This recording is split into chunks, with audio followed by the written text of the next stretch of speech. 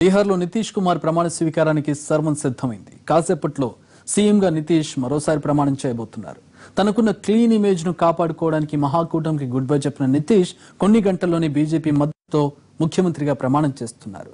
తేజస్వి వ్యవహారాల్ని సాకుగా మాత్రమే నితీష్ చూపించారని, ఆయన అంతకు ముందే బీజేపీతో కలవాలని డిసైడ్ అయ్యారని ఆర్జేడీ విమర్శలు చేస్తోంది. ప్రస్తుతం బీజేపీ మద్దతుతో అసెంబ్లీలో నితీష్ బలం 129కి చేరింది. అయితే తమకు 133 మంది ఎమ్మెల్యేల మద్దతుందని నితీష్ గవర్నర్కు చెప్పారు. అంటే 4 స్వతంత్రులు కూడా ఆయనకే సపోర్ట్ చేస్తున్నట్లు తేలిపోయింది. మ్యాజిక్ ఫిగర్ 122 కావడంతో నితీష్ బల పరీక్ష లాంఛనమే కానుంది.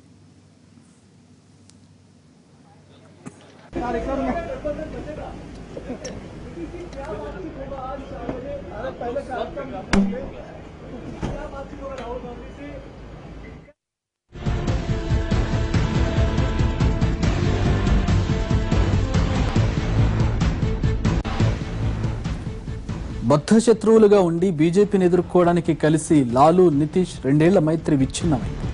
గత ఎన్నికల దగ్గర నుంచి లాలు అవినీతి ఇమేజ్ నితీష్ ను ఇబ్బంది పెడుతూనే ఉంది. అయితే విపక్షాల ఐక్యత, జాతీయ స్థాయిలో మోడీకి ప్రత్యామ్నాయం వంటి విశాల ప్రయోజనాల కోసం నితీష్ మహాకూటమిలో కొనసాగారు.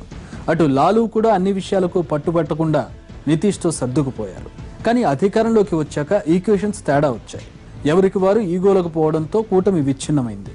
కాంగ్రెస్ ఎంత ప్రయత్నించినా మహాకూటమిని కలిపి ఉంచలేకపోయింది.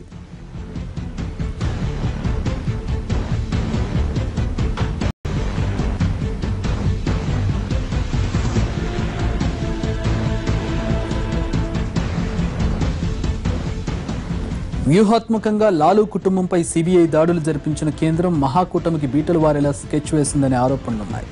ఏకంగా డిప్యూటీ సీఎం తేజస్వి పేరు సిబిఐ ఎఫ్ఐఆర్లో చేర్చడంతో ఆయన రాజీనామాకు నితీష్ పట్టుబట్టారు. కానీ అన్ని విషయాల్లో నితీష్తో అడ్జస్ట్ అయిన లాలు కొడుకు విషయంలో మాత్రం సర్దుకుపోలేకపోయారు. రాజీనామాకు అంగీకరిస్తే తప్పు చేసినట్టు ఒప్పుకోవడమేనని లాలు భావించారు. ఓ దశలో నితీష్ను కాపాడుకోవడం కోసం డిప్యూటీ సీఎంగా కూతురు మీసా భారతిని తేవాలని కూడా ఆలోచించారు. కానీ అలా చేసినా తప్పు ఒప్పుకున్నట్లేనని ఆర్జేడీ నేతలు బలంగా వాదించడం, లాలు కూడా కొడుకు భవిష్యత్తును దృష్టిలో పెట్టుకోవడంతో రాజీనామా దగ్గర చిక్కుముడి పడింది. ఎన్ని రోజులైనా చిక్కుముడి వీడకపోవడంతో నితీష్ పై ఒత్తిడి పెరగడంతో ఆయన సీఎం పదవికి రాజీనామా చేశారు. గవర్నర్కు రాజీనామా ఇచ్చిన నితీష్ రాజ్ భవన్ గేటు దాటక ముందే బీజేపీ అధికారికంగా మద్దతు పలకడంతో గవర్నర్ నితీష్ 4 గంటల్లోనే తిరిగి సీఎంగా ప్రమాణ స్వీకారానికి ఆహ్వానించారు. బీహార్లో నితీష్ కుమార్ మహాకూటమికి వెన్నుపోటు పొడిచారని ఆర్జేడీ ఆరోపిస్తోంది. ఎన్డీఏతో ముందస్తు లాలూచి పడ్డ నితీష్ తేజస్వి యాదవ్ వ్యవహారాన్ని సాకుగా వాడుతున్నారని ఆర్జేడీ నేతలు మండిపడ్డారు. నితీష్ వైఖరికి నిరసనగా ఉత్తర బీహార్ను పాట్నాతో కలిపే మహాత్మాగాంధీ సేతును దిగ్బంధించారు ఆర్జేడీ కార్యకర్తలు. దీంతో రాకపోకలకు తీవ్ర అంతరాయం ఏర్పడింది. ముందు జాగ్రత్తగా పోలీసులు భారీగా మోహరించారు.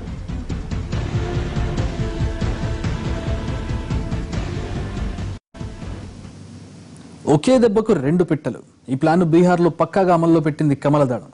లాలు అండ్ కోను అధికారానికి దూరం చేయడం, పాత మిత్రుడైన నితీష్ ను మళ్లీ దగ్గర చేసుకోవడం, ఇందులో 100కు 100% సక్సెస్ అయింది బీజేపీ. ఢిల్లీ నుంచి అమిత్ షా, మోడీ వేసిన పాచికకు బీహార్లో మహాకూటమి బీటలు వారింది.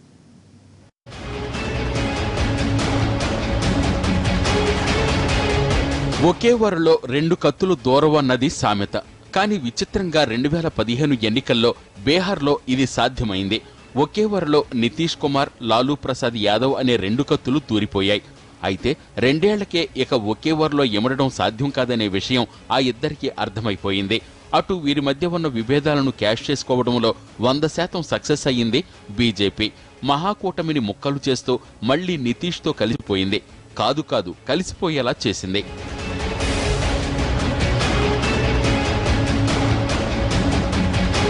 2019 ఎన్నికలను ఎప్పటినుంచో కసరత్తు మొదలుపెట్టిన కమలదళం కొంతకాలంగా పక్కా ప్రణాళికతో ముందుకెళ్తోంది. వ్యతిరేక శక్తులను చిత్తు చేయడం, కలిసొచ్చే వాళ్లకు గట్టినడమనే 2 అంశాలను ప్రధాన లక్ష్యాలుగా పెట్టుకుంది. ఇప్పుడు బీహార్లో ఇదే వ్యూహాన్ని అమలు చేసింది. నితీష్ను దగ్గరకు తీసుకోవాలంటే ముందుగా లాలును దూరం చెయ్యాలనేది బీజేపీ పెద్దల వ్యూహం.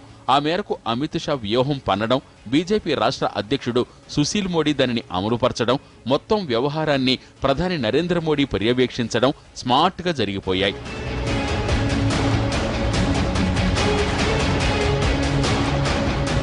వాస్తవానికి బీహార్లో లాలూ అండుకోతో గత కొంతకాలంగా నితీష్కు పొసగడం లేదు. కక్కలేక మింగలేక ఎలాగోలా ఈ 2 ఏళ్లు నెట్టుకొచ్చారు.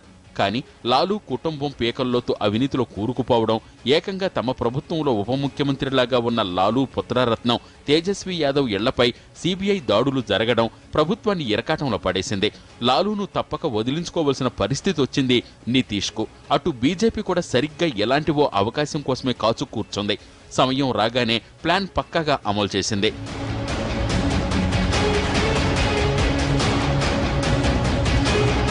అటు లాలూ దూరమైతే నితీష్కు కూడా బీజేపీ అవసరం తప్పనిసరి.